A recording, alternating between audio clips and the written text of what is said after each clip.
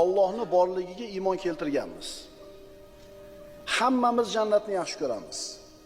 Hammamiz jannatga kirishni va uning oliy darajalariga yetishlikni xohlaymiz.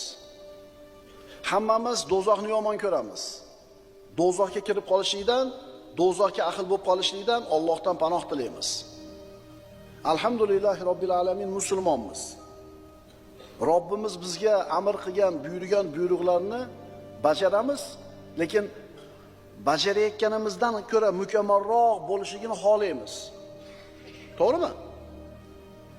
Ana shu amallarni mukammal suratda bajarish bizning foydamiz ekanligini bilamiz. Shuning uchun mukammalroq qilaylik deymiz, amallarimiz yana ham chiroyli bo'lsin deymiz, ammo doimo bunga qodir bo'lavermaymiz.